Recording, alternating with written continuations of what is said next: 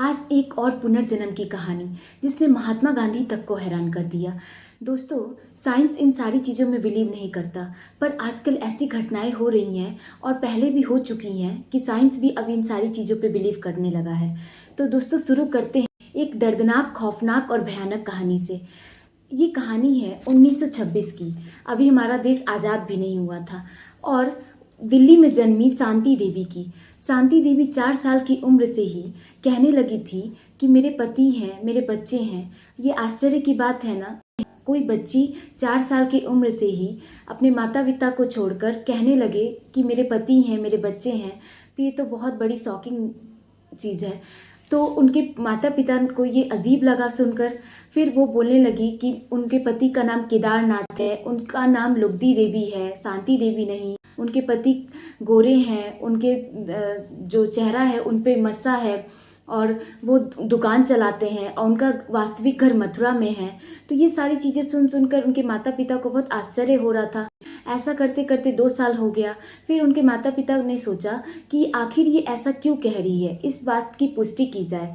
तो वो गए शांति देवी के अध्यापक के पास, जिनका नाम था लालचंद। जो उनसे पूछे उनके पिता ने, तो वो बोले कि हाँ, ये बातें जो बोल रही है ये स्कूल में भी करती है। तो इन्हें भी सुनकर अजीब लगा कि ये सारी चीज़ें हर जगह क्यों कर रही है, इसका मतलब कुछ तो ज़रूर बात है। तो फिर इन्होंने बोला कि लालचंद से कि आप जाइए और इस बात की पुष्टि कीजिए। तो लालचंद को मथुरा भेजा गया। लालचंद मथुरा गए तो वहाँ पे उन्होंने काफ़ी ढूंढा कि मतलब कोई ऐसा केदारनाथ नाम का व्यक्ति या फिर कोई जो ऐसा दुकान चला रहा हो। तो बहुत ढूंढने के बाद एक व्यक्ति मिला उसे, जिसका नाम था केदारनाथ। और जांच करने पे पता चला कि उसकी पत्नी की मृत्यु हो चुकी है। 1902 में ही उसकी पत्नी की मृत्यु हो चुकी है और उसके साथ एक बच्चा भी है जिसका नाम नौनीता लाल है। तो ये सुनकर उसको थोड़ा अजीब लगा कि ये बातें सारी सच हो रही है और एकदम जैसा शांति देवी ने बोला था सेम टू सेम वो इंसान वैसा ही दिख रहा था।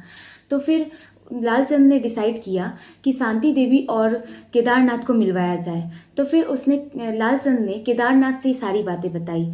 तो केदारनाथ ने पहले अपने भाई कांजीमल को वहाँ भेजने का व्यवस्था किया। तो जो है वहाँ गए दिल्ली में और शांति देवी को देखे। शांति देवी ने कांजीमल को देखते ही पहचान लिया और वो सारी बातें उनसे बताने लगी जो पहले हो चुका था। तो कांजीमल को विश्वास हो गया कि ये शांति देवी है। फिर कांजीमल आकर केदारनाथ से बोले कि आपको चलकर मिलना चाहिए, क्योंकि मुझे तो बिलीव हो गया कि वो लुगदी देवी हमारी भाभी ही हैं।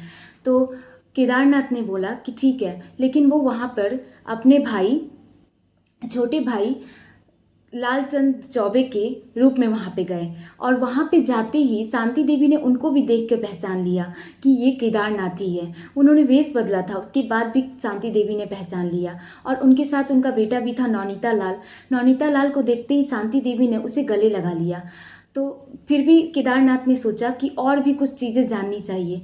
तो वो केदारनाथ बोले कि मुझे शांति देवी से अकेले में बात करना है। तो जब वो दोनों अकेले में बात कर रहे थे तो केदारनाथ ने कुछ क्वेश्चन पूछे जो कि बहुत सिर्फ शांति देवी और केदारनाथ ही जानते थे। उन्होंने पूछा कि तुम जो हॉस्पिटल में थी उस समय क्या हुआ था तुम्हारे साथ, ये बताओ। तो उसने बोला कि जब मेरे पेट में बच्चा था तभी मतलब बच्चे को जन्म देने के टाइम ही मेरी मृत्यु हो गई थी और उसी समय मैंने देखा कि तुम एक नर्स के साथ अफेयर था तुम्हारा, एक नर्स के साथ। तो ये बात सुनकर केदारनाथ शौक लग गया, उसको थोड़ा शर्मिंदगी भी हुई उसे कि मतलब ये बात ये जानती है। और फिर एक और बात ऐसा था जो सिर्फ केदारनाथ और शांति देवी ही जानते थे। उसने बोला कि डॉक्टर ने हमें कुछ महीने के लिए इंटीमेट होने से मना किया था और हमें अलग अलग सोने को बोला था। तो केदारनाथ ने बोला हाँ। उसको बहुत अजीब लगा केदारनाथ को कि ये शॉकिंग बात इसको कैसे पता है, ये चीज़ें तो बस मेरे और लुगदी देवी के पास ही मतलब ये बातें छिपी थी। तो बोले कि हाँ, ये तो बात सही है। तो फिर उसको बिलीव हो गया कि ये शांति देवी नहीं, ये लुगदी देवी उनकी पत्नी है। लेकिन जो शांति देवी की उम्र थी वो सिर्फ 9 साल की थी। इतना कम उम्र में वो दोनों एक साथ कैसे रह सकते थे। तो केदारनाथ ने डिसाइड किया कि हमें यहाँ से चले जाना चाहिए। उसके जाने के बाद शांति देवी बहुत उदास रहने लगी क्योंकि वो चाहती थी अपने पति के साथ रहना। फिर क्या हुआ कि ये सारी चीज़ें बहुत तेज़ी से फैलने लगी। उस टाइम पे सारे न्यूज़पेपर महात्मा गांधी तक ये बातें पहुंच गई और ये सारी चीज़ शांति देवी उस टाइम पे एक तरह से सबकी नज़र में आ गई कि आखिर ये पुनर्जन्म की बातें, ये सारी चीज़ें, ये क्या है, मतलब ये सच बात कैसे हो सकती है, ये सारी चीज़ें। तो फिर जब महात्मा गांधी को पता चली तो उनको भी बहुत एक्साइटेड वो हो गए कि मतलब मैं भी जानूं कि ये क्या बात है। तो वो शांति देवी को आश्रम में बुलाए और शांति देवी से सारी बातें पूछी तो शांति देवी ने सब कुछ बताया। तो उन्हें भी बहुत शौक लगा कि ये सारी चीज़ें। फिर उन्होंने एक कमेटी बैठाई और उस कमेटी में डिसाइड हुआ कि शांति देवी को मथुरा भेजा जाए और वहाँ पे सारी चीज़ें जब पता चलेंगी, जब ये सारी चीज़ें वहाँ देख के जो जो ये कहेंगी वो सारी चीज़ें हकीकत में बदलेगी, तो हमें यकीन होगा कि ये पुनर्जन्म की कहानी है। तो फिर शांति देवी मथुरा गई।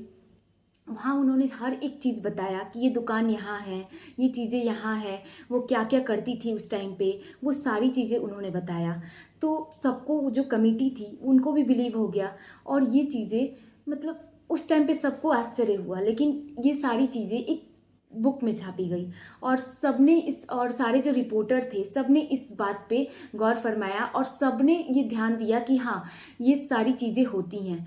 और इसी से पता चलता है कि पुनर्जन्म की कहानियाँ झूठी नहीं होती है, ये झूठी अफवाहें नहीं होती है। और शांति देवी की कहानी एक मिसाल बनी। और ये भी बात है कि शांति देवी को सारी चीज़ें एकदम कंठस्थ याद थी, कोई धुंधली नहीं, कोई कुछ नहीं, सब कुछ। और वो एक तरह से बहुत आगे गई इस दुनिया में कि उन्होंने ये तक बताया कि पहले की जन्म की कहानी और जो अपना जो जन्म चल रहा है वो सारी चीज़ें बताई। और एक और चीज़ जो है वो